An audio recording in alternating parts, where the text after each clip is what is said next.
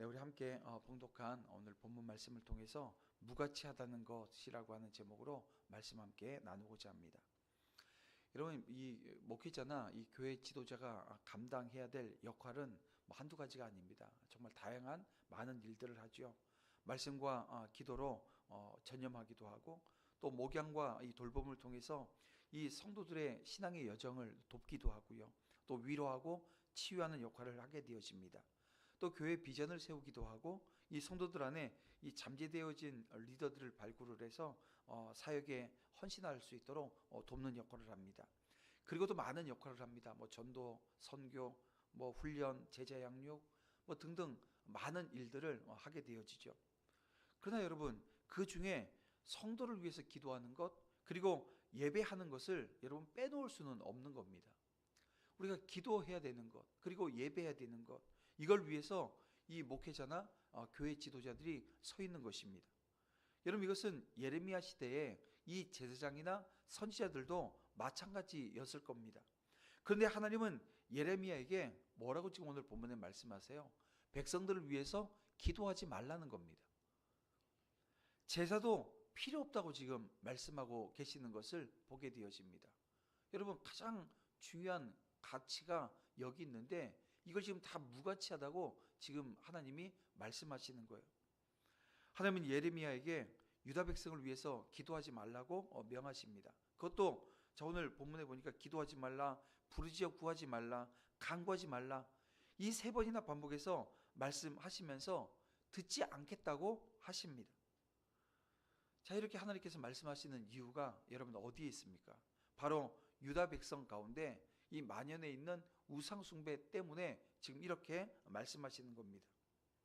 그들은 유다 성읍과 예루살렘 거리에서 그 하늘의 여왕을 위해서 하늘의 여왕을 비롯한 여러 신들을 섬기고 있었습니다. 이 하늘의 여왕은 주변 나라의 만신전에 있는 천체의 여신을 가리키는 것인데요. 그리고 하늘의 여왕과 다른 신들을 섬긴다라고 하는 것은 만신전에 있었던 신을 섬긴다는 뜻입니다. 자, 이런 모습이 지금 예루살렘 성 안에 이게 만연되어 있었어요. 뭐냐면 이 예루살렘 성 안에서 온 가족이 그냥 아내만, 남편만, 부모님만 이게 아니고요. 온 가족이 함께 우상 숭배하는 일이 만연해 있었습니다. 자, 우리식으로 하면 이런 겁니다. 지금의 시대로 하면 타로점을 보고 사주팔자를 보고 관상을 보고 풍수를 보는 거예요. 그러면서 주일에는 예배를 드리겠다고 이 교회에 나오는 것과 마찬가지입니다. 자, 그러니 하나님께서 경노하시는 것은 당연한 것 아닙니까? 아무리 예레미야 같은 선지자가 있다 하더라도 유다 백성의 악행에 하나님은 진노하지 않을 수 없었고, 그 하나님의 진노의 불이 저들에게 부어질 것입니다. 물론 하나님이 기도하지 말라 한다고 이 예레미야가 기도하지 않았겠나 이런 생각을 해봐요. 아마 기도했을 겁니다. 그것도 간절히 기도했을 거예요. 그런데요, 그 예레미야의 기도가 하나님께 응답되어지지 않았습니다. 그래서 예루살렘은 완전히 파괴되고 만 것입니다. 그런 겁니다, 여러분. 누군가가 나를 위해서 하나님께 간절히 기도한다고 해도 결국 무엇입니까? 내 삶의 변화가 없고 여전히 세상의 가르침과 이 세상의 가치관에 따라 행한다고 한다면 여러분, 하나님의 보호하심이나 이 긍휼을 얻을 수 없다는 것, 이게 지금 오늘 본문을 통해서 이 예레미야서를 통해서 오늘 우리가 헤아릴 수 있는 한 가지가 되어집니다. 하나님은 유다 백성을 향해서도 또 이런 얘기를 하십니다. 희생 제물과 이 번제물의 고기를 먹으라고 지금 말씀하십니다. 근데 여러분 기억하세요? 이 레위기 1장에 보게 되면 이 번제에 대한 규례가 나옵니다. 이 번제는 제물 전체를 태워 바치는 제사입니다. 그래서 어느 누구도 이 제물의 일부라도 먹을 수가 없어요. 그런데 하나님이 지금 뭐라고 말씀하세요? 번제물의 고기를 먹으라고 지금 말씀합니다. 무슨 얘기냐면 그 고기 나에게 바치지 말고 너나 먹어, 지금 이 얘기를 지금 하시는 겁니다. 말씀에 순종하지 않는 자들이 드리는 제사는 아무 가치가 없다고 지금 말씀하시는 거예요. 하나님은 제사보다 이 당신의 말씀을 따라 행하는 것을 훨씬 중요하게 여기십니다. 그래서 이 출애굽 당시 이 이스라엘 백성들에게 이 이 제사법을, 그러니까 레위기를 통해서 이 제사법을 주시잖아요. 근데 그 전에 먼저 어떻게 살 것에 대한 법도를 먼저 주셨다라고 하는 것을 우리는 기억해야 됩니다. 근데 오늘 보면 24절 말씀을 보세요. 그들이 순종하지 아니하며 귀를 기울이지도 아니하고 자신들의 악한 마음에 깨와 완악한 대로 행하여 그 등을 내게로 돌리고 그 얼굴을 향하지 아니하였으며 라고 말씀하고 계십니다. 자, 이 말씀, 이 지적이 어떤 지적이에요? 지금 이스라엘 백성들이 하나님을 향해서 완전히 등을 돌렸다라고 하는 그 지적입니다. 배반했다는 거예요. 근데 여기 보면 유다 백성들은 자기들의 악한 마음과 꽤 완악한 대로 행했다라고 지금 말씀하고 있습니다.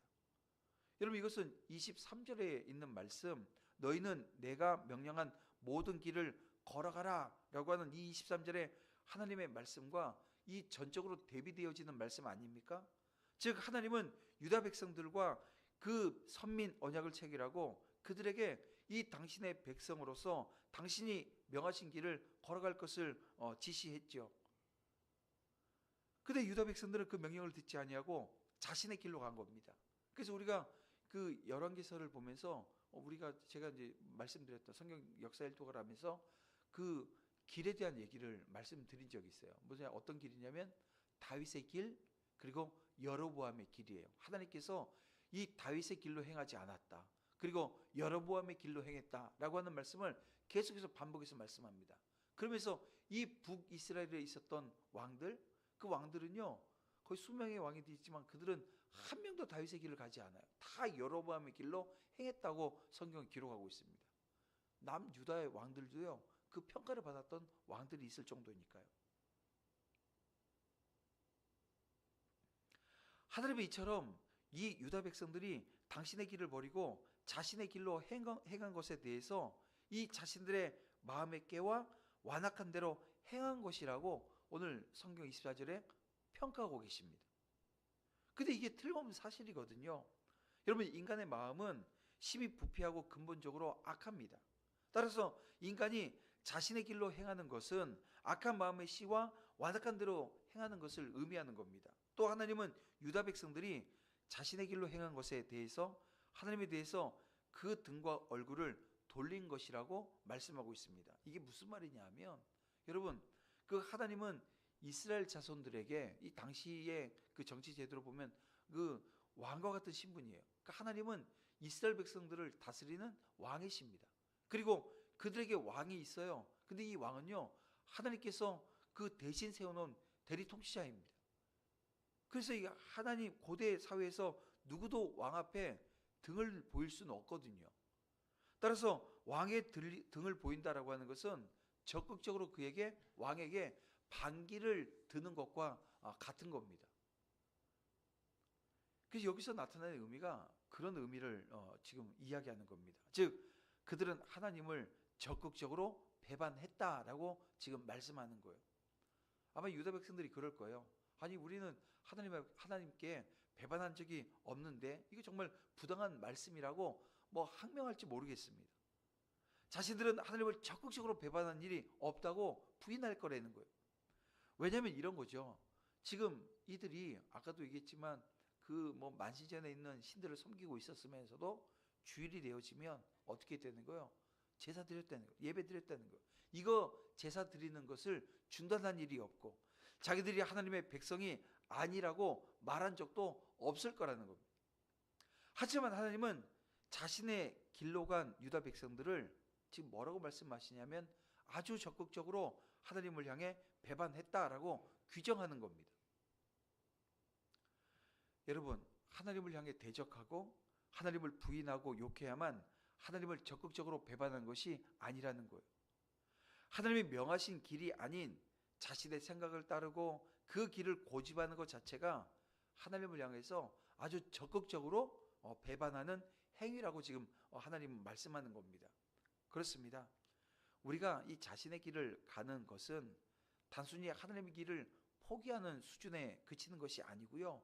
여러분, 이것이 적극적으로 하나님을 향해 배반하는 것이라고, 그런 행위를 하는 것이라고 지금 우리 하나님이 규정하시는 거예요. 그래서 우리가 이걸 기억해야 됩니다. 그리고 기억하는 선에서 끝나는 것이 아니라 이제 우리가 하나님의 말씀에 순종하고 충성을 다해야 되는 이유가 바로 여기 있다라고 하는 것을 우리가 헤아려야 된다는 거예요. 그렇습니다. 이스라엘은 하나님의 말씀에 순종하지 않았고 하나님이 선지자들을 보내 재차 말씀하셨으나 그들은 선지자를 전하는 말씀도 듣지 않았습니다.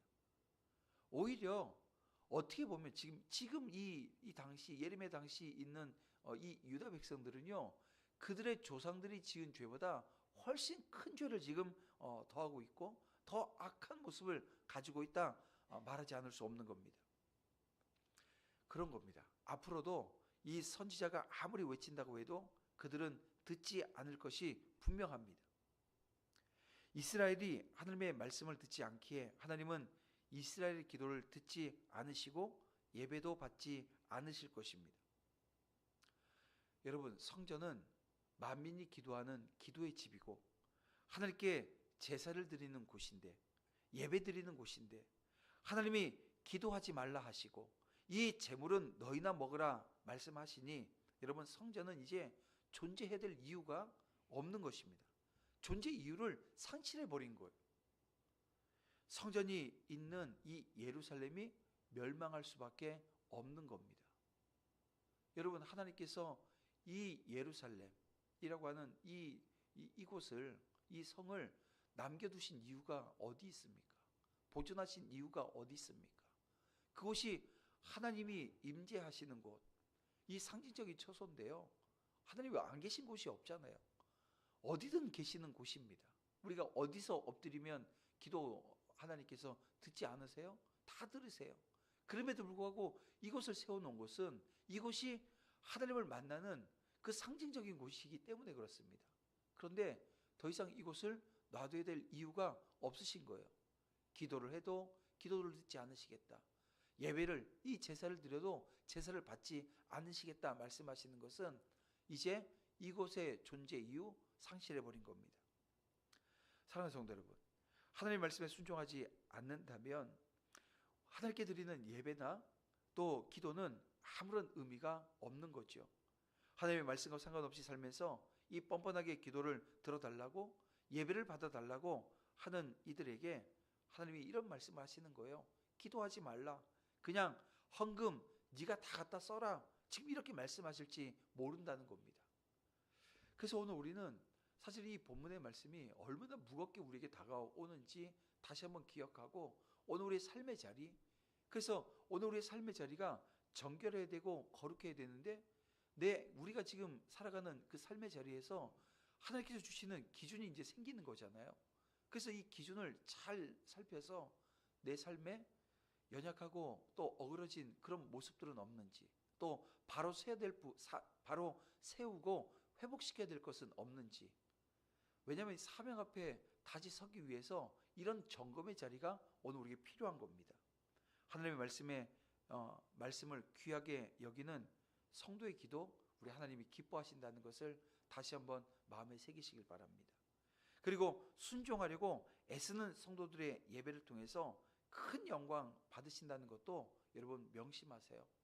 그래서 오늘 저와 여러분이 하나님의 말씀에 더 귀를 기울이고 그 말씀대로 순종하며 살기 위해서 오늘 우리의 삶의 자리를 계속해서 살피고 돌아보는 것, 이거는 너무나도 중요한 가치입니다.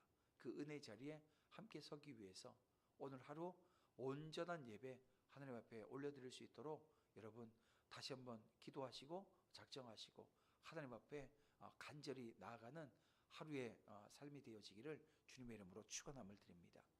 이렇게 주신 하나님의 말씀 붙들고 이 아침에도 함께 기도하기를 원합니다. 기도할 때 하나님, 죄의